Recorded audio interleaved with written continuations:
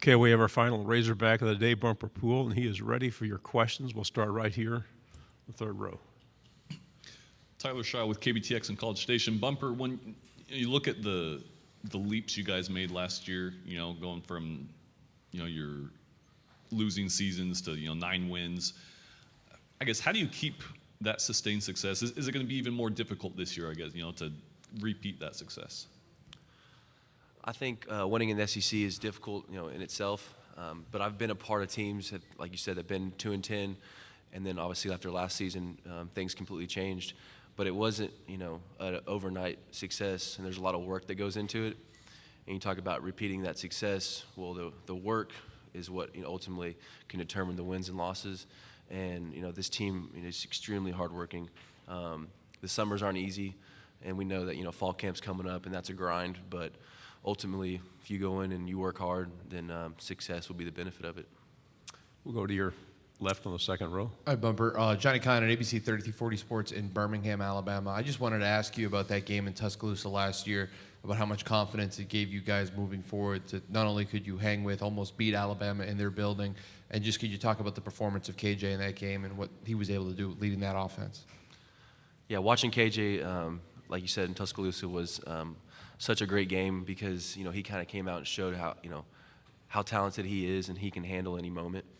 For us, that game was, just like any other game, we showed that we can win a lot of games in the SEC. We didn't get it. We felt we came up short, let too many passing yards up, and just things that, like, you watch games like the Alabama game when, yeah, we were close, but for us, there were so many things that we could have done better. And going into the next season, just being able to fix those mistakes to be able to have more success. Front row on the end. Michael Cobble, WBRZ out of Baton Rouge. We've seen Dwight, obviously, for quite some time and those arms. Just how is he meshing with y'all, and how would you describe his game and what he brings to the Hogs? He's meshing very well, and, we call him Nudie. The way that he's coming in and kind of changed some perspective in guys, the way that he talks about guys, we need to be more close outside of the facility. And when you have a transfer come in and talk about, how important it is for everyone to be close, it's huge. I mean, this team's close, but when your outside pieces are talking about it, you feel like you're even closer as a family.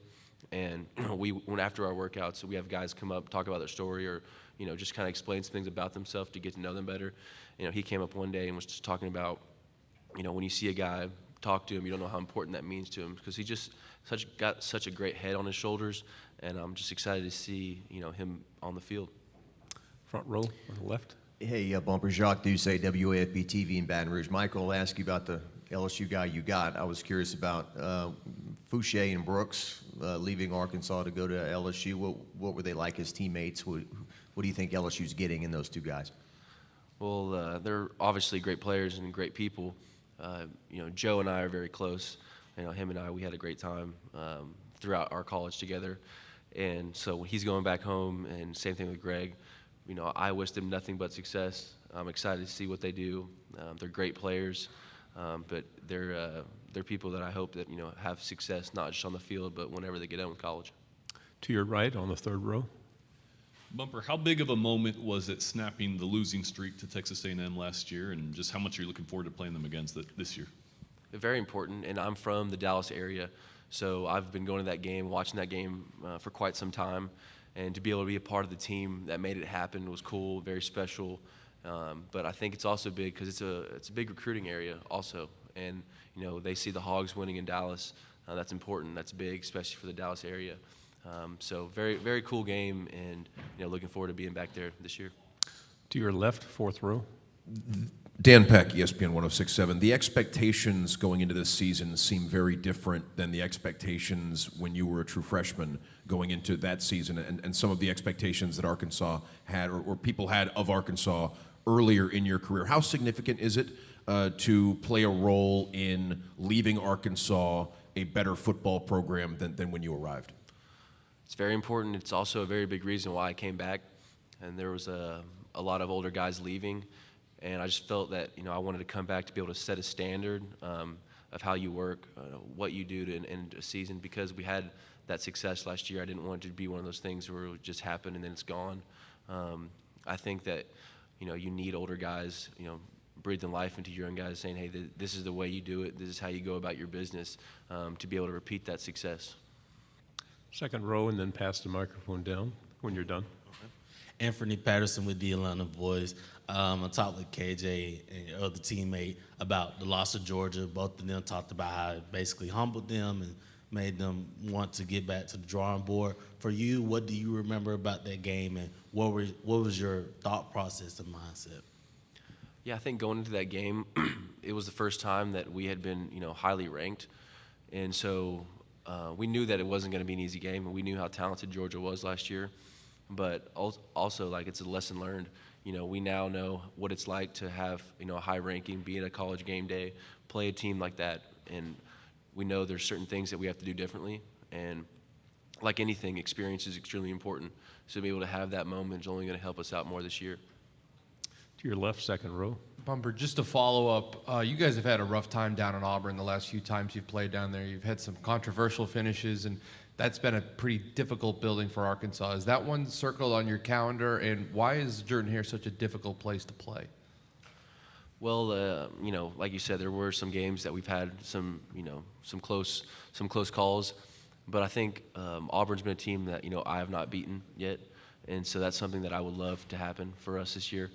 In my freshman year, can't think back to quite a while, but such a cool stadium and a great environment. One of the first college stadiums where I was like, wow, this is truly special. So yeah, excited to go back there and play, and hopefully we can, finally get a win. Front row here on your left. Bumper, what did last season's LSU win mean, especially since the defense kind of won the game with the interception there in overtime, and what does it mean when those guys go up to play you in Fayetteville? That's a big game, especially just because in history the Arkansas-LSU rivalry has been very big. And so finally getting to get back and get a win, get the boot back in our facility, very important to us and our fans. But yeah, like you said, one of those regions where it's a big recruiting battle. And so the more we win, the better it helps us out. So we're looking forward to having it in our stadium again this year. Okay, on the fourth row, and then we'll move to the third row. Okay. Could you tell us a little bit about your relationship with Barry Odom? It seems like his former players rave about the kind of coach and the kind of person he is, the impact he's had on you as a player and as a human being. Yes, he's very intense, very laser focused when it comes to football. He knows there's an on and off switch, and when he's in the facility, it's always on. And that mentality has, been instilled into me, and I've become a better person and a better player because of it. My outlook on the game has changed. I know that there's more of a process to it now that I did when I was younger. But I can understand why former players rave about him, because he's going to give you his all. And I feel like this year he's only stepped it up even more. His intense right now in the summertime is unlike I've ever seen. And so I'm very excited for the football season to begin. Okay. Hey, Bumper, Jeff Spiegel, ABC 3340 Birmingham. I mean, it really sounds like you guys have something really special going on there in Fayetteville. When you work with these guys during the summer and you're on the practice field with them day after day, do you look at this team and say, this is a team that can win the West this year? I think this is a team that has the work ethic to make it happen. Obviously, the SEC is a battle. It's a grind every week. But I think that if you don't have that mentality, first off, you don't stand a chance. And I believe that this year we have guys that, want it and have the confidence to feel like they can do it. Any final questions? One last one here. What do you attribute that you said that this team has the work ethic to do that?